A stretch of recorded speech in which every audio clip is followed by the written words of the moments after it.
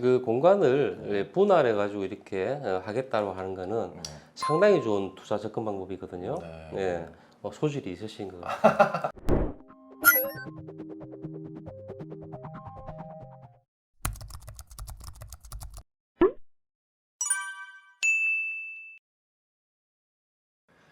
안녕하세요. 엔터테이너 분들이 꿈꾸는 부동산은 무엇인지 들어보고 그것을 자문해드리는 컨텐츠입니다. 바로 워너비동산인데요. 오늘은 우리 박사님이 보셔도 딱 보면 아실 그런 좀 유명한 분 인터뷰를 따왔거든요. 그래요? 이번에 오늘의 주인공은 바로 그 코미디 빅리그에서도 맹활약을 했고요. 또 SNL 아시죠? 네. SNL에서도 맹활약했고 또 뮤지컬 등 또 유튜브 다양한 곳에서 맹활약하고 있는 우리 개그우먼 이세영 씨입니다. 인터뷰 영상 먼저 보고 오시죠. 안녕하세요.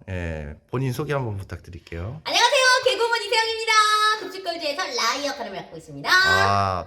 우리 그 세영 씨는 네. 평소에 우리 부동산에 좀 관심이 혹시 있나요? 요즘에 좀 생긴 것 같아요. 그래요? 왜냐면 이제 저도 나이가 좀 있고 어. 좀 자가를 한번 가지고 싶다. 자가. 네. 그쵸. 이제 앞으로 살 집 이제 매매를 할 생각인 거죠? 네. 혹시 그 지역은 원하는 지역이 있어요? 저기 가양 쪽. 가양 쪽으로. 네. 알겠습니다. 오케이. 자, 그럼 혹시 우리 이 컨텐츠가 뭐냐면, 네. 집은 워낙 또 많다 보니까, 이제 더 큰 꿈을 어떻게 하면 현실화 시킬 수 있는지, 네. 이제 좀 컨설팅을 해주고 그런 컨텐츠예요. 그럼 제가 지금 말하면 지금 바로바로 정답이 나오는 거예요? 챗 GPT처럼? 지금 컨텐츠상은 나중에 편집하면 그것까지 해서 나올 거예요. 그래서 우리 그 세영 씨가 꿈꾸는 그 부동산은 뭐가 있는지 한번 얘기를 해주시면 제가 한번 상암 조사. 월드컵 파크요. 거기 사고 싶어요. 집? 네. 거기가 대략 어느 정도, 얼마 정도? 10억. 10억 정도? 네, 10억이면 매매할 수 있다. 그래요. 그럼 자, 그거는 집이에요? 네. 그럼 집 말고 혹시 약간 뭐 주택이, 이제 건물이라든지 뭐 빌딩, 정말 수익형 부동산이 있다면 어느 정도 건물, 빌딩, 아니면 땅, 뭐 상관없어요. 저는 건물이요. 건물. 네. 자, 몇 층짜리? 5층. 5층짜리. 네. 구성은 너무 혹시? 크면 네. 감당 안 될 것 같아가지고 저도 깔끔한 스타일이라 그쵸. 건물 관리 내가 직접 하고 싶단 말이에요. 본인이 직접. 네. 그리고 5층이면 거기에 또 본인이 살 거예요? 맨 꼭대기층에 꼭대기층에 살고. 작은 그 주상복합처럼 5층인 제가 살고 그 4층의 구성을 두 세대 정도가 살 수 있게끔 해서 필라테스 같은 거 3층엔 학원. 필라테스나 이제 운동할 수 있는데 지하 1층도 괜찮아요. 네. 그리고 1층에는 커피숍 커피숍. 그리고 떡볶이 가게 1층에 집. 작은 걸로 이렇게 나눠서. 네. 그리고 최대한 쪼개서 네. 좀 많이 상가를 넣고 싶다. 그래요. 그럼 2층, 3층까지 다. 네, 3층은 운동하는 곳. 운동화. 2층이 지하가 낫겠다. 쿵쿵거리면 그 층간소음. 그렇지. 그래서 5층에는 세영 씨가 살고. 안 살래요. 그냥 거기도 그냥 다 임대로. 네, 임대로. 풀 임대로. 네. 알겠습니다. 그러면은 지역은 가양동으로 한번 저희가 한번 알아보고 컨텐츠를 한번 뽑아보겠습니다. 오목교 쪽도 괜찮아요. 그쪽 동네로 강서구. 강서구 쪽. 오케이, 알겠습니다. 우리 엔터 부동산 유튜브에 네. 뭐 한마디 좀 인사 한번 해주세요. 엔터 부동산 유튜브를 시청하고 계신 우리 구독자 여러분 또는 이제 구독하실 미래의 구독자분들 너무너무 반갑습니다. 이 엔터 부동산 구독하시고 좋은 부동산 정보 공부하셔가지고 저희 다 같이 건물주 되자고요. 감사합니다. 저 아직 말 안 끝났어요. 그래요? 그리고 네. 제 채널인 영평TV와 라이 채널도 놀러와 주시고요. 급식걸즈랑 급식왕도 구독하고 봐주세요. 감사합니다. 그리고 예. 우리 한이도 많이 사랑해주세요. 감사합니다. 네, 우리 인터뷰 영상 보고 왔는데 여기서 가장 궁금한 점 첫 번째로 묻겠습니다. 누군지 아시겠어요? 네, 알겠습니다. 네, 보니까 알겠네. 네, 박사님이 아시면 이제 웬만한 분들은 다 아는 분입니다. 자, 우리 이세영 씨, 우리 첫 번째 질문으로 역시나 제가 인터뷰를 했을 때 많은 분들이 그래요. 너가 꿈꾸는 워너비동산은 뭐냐? 그럼 무조건 다들 첫 번째 대답은 집이더라고요. 많은 분들이 뭐 집, 아파트 이런 얘기를 하시는데 저희는 그래도 어떻게 보면 좀 박사님을 통해서 많이 배우다 보니까 수익형 빌딩을 또 추천해 드리고 있는 네. 현 시점인데 박사님께서 이 모르시는 분들을 위해서 주택과 수익형 빌딩 어떤 게 왜 더 좋은지 그거를 간략하게 좀 설명을 해주시면 좋을 것 같아요. 뭐 어떤 게 더 낫다라고 말하기는 그렇고요. 네. 예, 누구나 이제 만족도의 차이가 있을 거니까 내가 정말 꿈에 그리는 그런 이 집을 가지고 싶다라고 하면은 그건 개인의 만족도잖아요, 그죠? 그렇죠. 예. 네. 다른 수익을 포기해서라도 나는 이게 더 좋아라고 하면은 주택이고요. 네. 근데 이제 앞으로 네. 앞으로의 삶의 가치를 위해서 가치 이제 발전을 위해서 한다고 하면은 사는 거는 조금 더 미루고 네. 그다음에 수익을 창출하는 공간. 이왕 내가 공간을 확보할 수 있다고 하면은 네. 돈이 돼야 되잖아요, 그죠? 그렇죠. 예, 돈이 돼야지 그걸 또 모아서 또 꿈에 그리는 주택을 실현하든지 아니면 더 좋은 주택을 또 네. 제가 이제 권해드리는 거는 네. 나중에 예를 들어서 5년, 10년 뒤에 꿈에 그리는 주택도 가지고 있고 네. 그 다음에 내가 수익이 나오는 또 부동산 공간도 가지고 있다. 아, 예, 라고 하면은 훨씬 좋겠죠. 네, 그렇죠. 네. 그러니까 그걸 추천드리는 거죠. 남을 보지 말고 약간 숲을 봐라. 네. 약간 더 미래를 봐서 나중에는 자기의 본인의 빌딩도 갖고 네. 자기의 자가도 갖기 위해서는 지금 투자가 좀 더 필요하다 보니까 네. 수익형 빌딩을 추천해 드리는 거다. 일단은 첫 번째가 돈 되는 부동산 공간을 먼저 투자를 하고 네. 두 번째가 이제 원하는 주거 공간을 하자. 알겠습니다. 자, 그러면 두 번째로 우리 이세영 씨 같은 경우는 이제 결국에 수익형 빌딩을 제가 네. 또 추천하다 보니까 빌딩을 얘기하셨는데 우리 이세영 씨가 굉장히 깔끔한 스타일이에요. 네. 그리고 굉장히 개인 취향이 좀 독특한 또 친구다 보니까 본인이 빌딩을 갖게 되면 관리를 본인이 하고 싶다고 하더라고요. 그래서 자기 스타일대로 빌딩을 좀 꾸미고 싶고 막 이렇게 하고 싶다는데 저번에 박사님 말씀대로 빌딩 관리 업체도 있다고 들었거든요. 네. 거기서 좀 더 뭐 이제 가격적인 측면이라든지 이런 게 좀 효율적인 측면이 있을 텐데 이세영 씨는 그러더라고요. 그렇게 하다 보면 자기의 취향대로 빌딩을 관리도 못하고 그런 단점이 있지 않을까. 그래서 본인이 하고 싶다고 얘기를 하더라고요. 생각했던 방향대로 안 흘러갈까 봐. 네네네. 그랬을 때 우리 박사님께서 또 빌딩 관리 업체가 있다는 또 얘기를 해주셨는데 네. 어떤 비교를 해본다면 어떤 장점이 있고 그런 좀 걱정을 하는 부분이 있는데 네. 그런 것까지 좀 가능할지 좀 얘기해 주시면 좋을 것 같아요. 뭐 직접 매입을 하고 본인이 소유를 하고 있다고 하면은 자기가 직접 관리하는 게 최고 좋습니다. 좋은 특히 건. 꼬마 빌딩인 경우에는 네. 관리하는 부분이 그렇게 뭐 복잡하거나 뭐 이러진 않아요. 근데 이제 뭐 전문적으로 관리가 필요하다고 하는 얘기가 뭐냐면은 네. 복잡한 일이 안 일어나고 또 리스크가 별로 없다 하더라도 네. 그런 상태에서 그냥 비전문적으로 관리를 하게 되면 그런 것들은 서서히 익어서 나중에 이제 문제가 발생이 되거든요. 그렇죠. 그러니까 악성이 임차인도 생기고 악성이 임차인은 처음부터 악성이 아니에요. 처음에는 좋았다가 영업이 안 되거나 이제 상황이 안 좋아졌을 때 임대료를 못 내니까 악성이 되는 거거든요. 그렇죠. 그렇게 되고 또 본인이 직접 관리를 하다 보면은 제일 큰 단점이 뭐냐면은 협상력이 떨어집니다. 예를 들어서 영업이 좀 안 된다. 네. 그러면은 임대료를 좀 깎아주세요라는 얘기를 하겠죠. 그렇죠. 다시 말해서 건물주가 임차인을 만나 가지고 임차인한테 들을 수 있는 얘기는 임차인이 유리한 거를 해주세요라고 하는 거밖에 못 들어요. 그렇죠. 임차인이 먼저 임대료 제가 올려드릴게요 이런 얘기를 안 할 거 아니에요. 네. 그렇죠. 그래서 중간에 누가 있다라고 하면 어떤 기준을 가지고 있는 사람이 있다라고 하면은 그 기준 내에서 협상을 하고 하는 데서는 그 수익을 관리하는 측면에서는 가장 유리하고 그리고 일상적으로 뭐 관리를 한다고 하는 거는 그냥 시설 관리 정도인 거죠. 일상 관리. 그렇죠. 그러니까 이제 유지 보수 그러니까는 이제 뭐 저 청소를 한다든가 네. 아니면 보수를 한다든가 네. 이런 수준인 경우에는 뭐 미화 청소 같은 경우에는 파트타임을 맡겨도 되고 작은 건물인 경우에는 네. 그리고 뭐 어떤 하자가 생겼을 경우에는 예, 주변에 이제 뭐 큰 화장 아니면은 주위에 있는 철물점을 연결을 해서 네. 예, 보수를 하면 되는 것이고 그렇죠. 그것 때문에 내가 직접 한다. 직접 하는 것에 대해서는 대개 이제 이런 일상 관리 시설 쪽이 아니고 네. 임차인 관리, 임대 관리 쪽이거든요. 네네네. 예. 가치를 어떻게 관리하고 그러니까 임대료 얼마나 올려야 될 것인지 그다음에 이 공실이 나면 얼마를 책정해야 될 것인지 본인이 다 결정을 해야 되거든요. 그렇죠. 근데 모르니까 이제 주위 공인중개사의 말밖에 이제 들을 수 없는 것인데 본인이 그런 걸 할 줄 알면은 모르겠지만 네.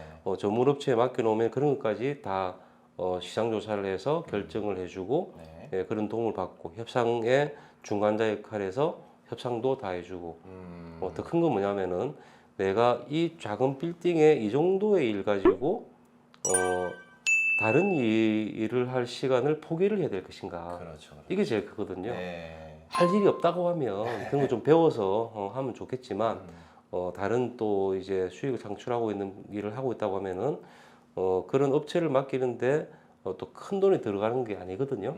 예, 예상보다 적은 비용으로도 할 수가 있어요. 예. 예, 그렇게 활용하는 게 이제 좋다라고 말씀드릴 수 있는 거죠. 예, 제가 박사님 얘기 듣다 보니까 우리 이세영 씨 같은 경우 특히나 남한테 좀 뭐 상처라든지 약간 그런 데는 말 그렇게 좀 직접적으로 또 말을 못 하는 경우가 있어요. 예, 마음이 약하면 직접 하시면 안 돼요. 예, 그리고 얼굴도 알려져 있다 보니까 네. 또 연예인 신분이다 보니까 뭐 월세 더 내놔라 막 이런 것도 그럼요. 좀 사실 말하기가 힘들거든요. 네. 그러니까 세영 씨 좀 더 이제 다른 쪽 뭐 활동을 더 많이 하시고 그런 데에서 더 수익 창출을 하시고 관리업체에 맡기는 게 좀 더 활동하시는데 좋을 것 같다는 생각이 드네요.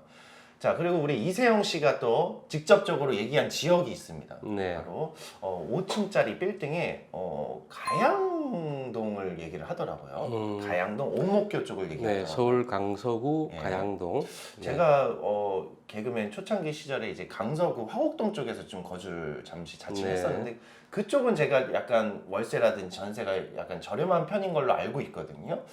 요즘 가양동 그래도 많이 또 발전도 됐고 그런 걸로 알고 있는데 가양동 요즘 어느 정도 수준이라고 볼 수 있을지 얘기해 주시면 좋을 것 같아요. 가양동은 이제 네. 서울의 이제 강서쪽, 그러니까는 서쪽에 있는 지역이죠. 네. 도심 지역이긴 하지만 아무래도 중심 쪽보다는 약간 외진 부분이 좀 있죠. 그렇죠. 네. 물론 그쪽에서 역세권 이런 데 보면은 상당히 이제 인프라가 또 튼튼한 도시이기도 해요. 근데 그쪽 같은 경우에도 그 근처에 이제 강서구 전체를 본다고 하면은 네. 활성화된 지역 역세권이라고 하면은 뭐 상업 네. 지역들이 이제 대부분인데 네. 이 서울에 전철이 상당히 많잖아요. 그렇죠. 예, 전철역이 상당히 많은데 비활성화된 지역, 사람들이 많이 북적이지 않는 지역에는 네. 전철 나와가지고 상업 지역이 아니고 주거 지역인 경우도 많이 있습니다. 그렇죠. 예, 근생 정도가 들어가 있고 편의점 정도 들어가 있고 음. 그렇지 않은 정도도 이제 많이 있어요. 그러니까 나와가지고 바로 아파트가 있다든지 네. 예, 그런 그 추구도 있거든요. 그런 쪽에 주거 이전 같은 경우에는 낮게는 2천만 원 중반 정도 토지 평당 네. 단가가 네. 그리고 대개 이제 시세 평균적으로 본다고 하면은 한 3,500에서 4,000 정도 네, 이렇게 보시면 되고요. 네네. 네, 물론 높은 데는 뭐 거의 강남 수준의 네. 그런 지가를 가지고 있는 데도 있어요. 예, 요 정도 그러면 어느 정도 형성이 되어 있다고 보면 될 것 같고요. 네.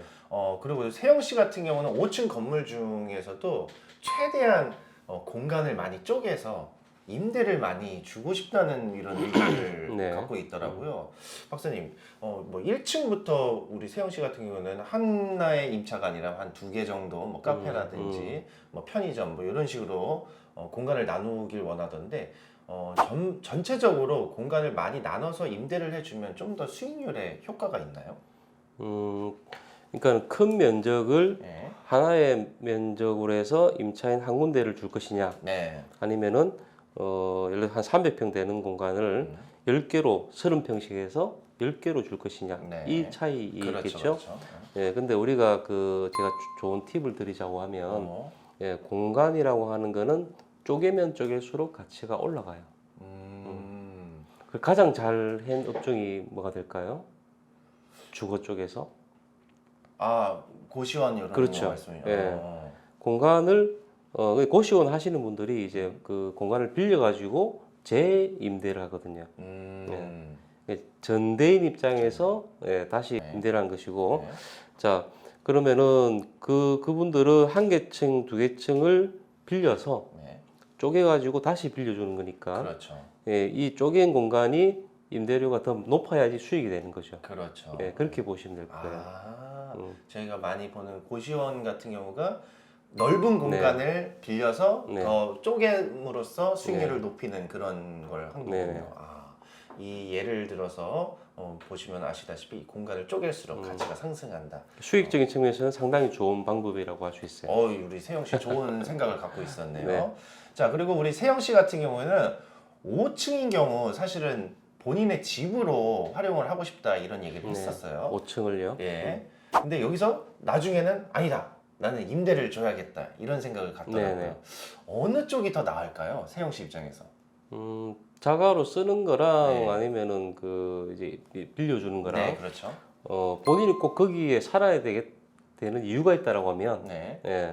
해야 되겠지만 물론 음, 다른데 내가 들어가서 살아도 된다라고 하면은 그 공간의 비용하고 네. 그렇죠. 내가 살고 있는 거를 임대를 줘서 이제 수입이 되는 그 수익하고 그렇죠. 비교를 해봐야 되겠죠. 그렇죠. 근데 만약 같다고 하더라도 내가 다른 주거로만 되어 있는 오피스텔이라든지 이런 공간 있잖아요. 네. 그런 데가 또 주거로 하기에는 상당히 또 좋겠죠. 네. 여기에 건물에 있다고 하는 거는 그냥 제가 봤을 때는요. 그냥 기분이에요. 기분. 네, 기본이죠. 네. 그 기분상 네. 내가 이렇게 만들어 놓은 건물 밑에 네. 깔고 네. 있고 싶다. 이런 기분이 그게 이제 약간의 워너비나 꿈 네네네. 약간 그런 게 네. 있는 거죠. 네. 오래 못 있을 것 같아요. 현실적으로. 네. 네. 그럼 현실적으로 본인의 집은 집대로 어느 정도 갖고 이제 살고. 그리고 이제 건축법적으로도 네. 위에 임대 공간으로 해서 그 상업용이 그러니까 업무 시설이나 사무실이나 아니면 상가를 준다고 하면은 네. 가게를 준다고 하면은 주차 대수에서 혜택을 받을 수 있는데 집이 한 채가 들어간다고 하면은 네. 주차장이 한 대가 들어가야 돼 또. 예. 요즘 또 주차난 그렇죠. 엄청나잖아요. 그러니까는 네. 기존에 그런 그 건물을 매입을 하고 주거 부분을 없애고 네. 뭐 업무 시설이나 상가로 쓰면 근린생활 시설로 쓰면 주거 주차 공간이 줄어들 수가 있거든요. 네. 안 그래도 그런 게 지금 또 얘기하다 보니까 궁금하네요. 요즘 건물은 높은데 네. 주차 대수는 주차장은 한 뭐 몇 대밖에 못 되는 데들이 네. 많더라고요. 그런 거는 다 업무 시설이라든지 이런 게 좀 용도가 좀 그렇죠. 용도별로 해서 이제 면적당 뭐 네. 한 대 이렇게 다 달라요. 그런 게 예. 그러면 주거가 제일 강하죠. 애시당초 그럼 그런 건물을 구입을 할 때도 그런 업종이나 업무 시설 같은 게 어떤 건지 정확하게 알고 주차 대수는 몇 대인지 네네. 이런 것까지 봐야 되는 것도 네. 그것도 투자 포인트가 될 수 네, 있습니다. 투자 포인트가 되겠네요. 자, 그러면은 마지막으로 질문 드릴게 이제 거기를 이제 주택으로 임대를 하느냐 네. 아니면은 거기 또한 이제 가게로 이제 임대를 주느냐 이런 또 문제가 있을 수 있을 것 같아요. 어떤 쪽이 더 수익률이 좋을지 좀 비교를 해주실 수 있을까요? 그러니까 이제 내가 1층, 2층을 네, 상가로 주고 보통 이제 3층 이상을 주거로 사용하는 경우가 많잖아요. 보통 많죠. 근데 이렇게 생각할 수 있잖아요. 왜 1층, 2층은 왜 주택으로 안 줄까? 그렇죠, 네. 맞아요. 물론 그 상가로 하면은 임대를 많이 받을 수 있다 이렇게 생각을 하는데 네, 구체적으로 이제 그 원론적인 얘기를 좀 하자면은 층별 효용 비율이라는 게 있어요. 층별 예. 효용 비율. 그러니까 이게 어디에 쓰이냐면은 우리가 흔히 이제 뭐 상가 분양 받거나 이런 거 할 때 네, 2층이 1층 대비 몇 %인가 그런 거죠. 네, 대개 책정을 할 때 1층이 100이라고 봤을 때 2층은 50 전후예요. 저층 상권이 발달해 있다고 하면은 2층이 60% 70%까지 되는 데도 있고 이제 만약에 이제 일반적인 상권이라고 하면은 보통 한 45에서 한 50 정도 그 정도 가격이에요. 그러니까는 다시 말해서 1층에 내가 20평을 얻는 거하고 2층에 40평을 얻는 거하고 비슷하다고 보시면 돼요. 그렇죠, 그렇죠. 네. 네. 그래서 이제 그런 걸 또 이제 많이 응용할 수 있는 부분이 있는데 1층이 100이고 2층이 한 50 정도라고 봤을 때 네. 3층은 한 46 정도 되거든요. 점점 네. 내려가긴 하네요. 그리고 약간씩 내려가는데 그 다음에 올라가면은 뭐 40, 뭐 44 이렇게 가지고 이제 지역별로 조금씩 다르긴 하지만 네. 그렇게 할 수 있는데 보통 3층 이상인 경우에 주택을 넣었을 때 네. 임대료, 네. 그 층별 효용비율 단가가 네. 비슷해요. 네. 그리고 아까 제가 이제 올라가면 올라갈수록 조금씩 줄어든다고 했잖아요. 층별 효용 비율이. 네. 근데 3층 이상인 경우에는 주택에는 오피스텔을 넣게 되면은 네. 3층 이상부터는 똑같아요, 이게. 그죠? 예. 네, 그러면은 뭐 한 40 정도에서 42 정도에서 네. 위에까지 7층, 8층까지 이제 41을 그대로 넣을 수도 있거든요. 오히려 주거는 올라가면은 또 조망권이 있기 때문에 그렇죠. 올릴 수가 있잖아요, 그렇죠? 아. 예. 그래서 상층부는 주거 공간, 저층부는 이제 또 상업 공간 이렇게 쓰는 경우가 많이 있습니다. 그럼 위층일수록 약간 주거 공간으로 임대를 해주는 것도 나쁘지 않은 생각이네요. 그렇죠. 예. 알겠습니다. 오늘 이렇게 해서 우리 이세영 씨가 꿈꾸는 워너비 동산 한번 우리 박사님과 함께 그림을 그려봤는데 뭐 약간의 스케치 정도는 됐을 것 같아요. 그리고 어느 정도 팁이 중간중간 숨어 있었기 때문에 이 영상을 통해서 앞으로 이세영 씨가 꿈꾸는 부동산을 한번 그림 그려 나가면 너무나 좋을 것 같습니다. 네, 그 공간을 분할해 가지고 이렇게 하겠다고 하는 거는 상당히 좋은 투자 접근 방법이거든요. 네. 네. 소질이 있으신 것 같아요. 소질이 있으니까 그 소질 나중에 꼭 그 꿈을 이루시길 우리 엔터 부동산도 응원하도록 하겠습니다. 자, 지금까지 엔터 부동산의 워너비 동산이었습니다. 감사합니다.